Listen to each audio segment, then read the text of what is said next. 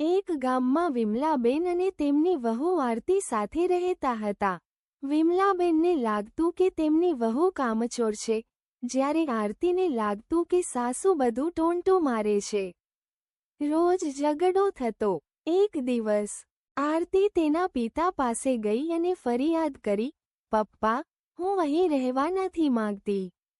સાસુજી રોજ મને કાનિક કહે છે." તેણે વિચાર્યું કે કોઈ ઉપાય કાઢવો જોઈએ. પિતાએ સ્મિત કરીને એક નાની બોટલ આપી અને કહ્યું, "આ દવા રોજ સાસુના ખોરાકમાં નાખજે, પણ યાદ રાખ, સાસુ સાથે સારું વર્તન કરજે, નહીં તો લોકોને શંકા જશે." આરતી પાછી ઘેર ગઈ અને તે દવાના બદલે રોજ પ્રેમભર્યું વર્તન કરવા લાગી. વહુના મીઠા શબ્દો અને સંસ્કારથી સાસુ પણ બદલાઈ ગઈ. થોડા મહિનામાં બંને વચ્ચે સ્નેહ ઊભો થયો.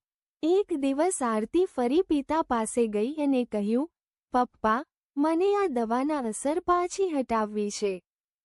હવે સાસુ મને બહુ પ્રેમ કરે છે." પિતાએ હસીને કહ્યું, "દીકરી, તે દવા નહોતી.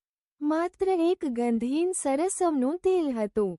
તારા સારા વ્યવહારને કારણે જ તારો સંબંધ સુધર્યો." સંબંધો પ્રેમ અને સમજણથી જ મજબૂત થાય છે. નફરતથી નહીં. લાઈક કરો, શેર કરો, ના સબસ્ક્રાઇબ કરો.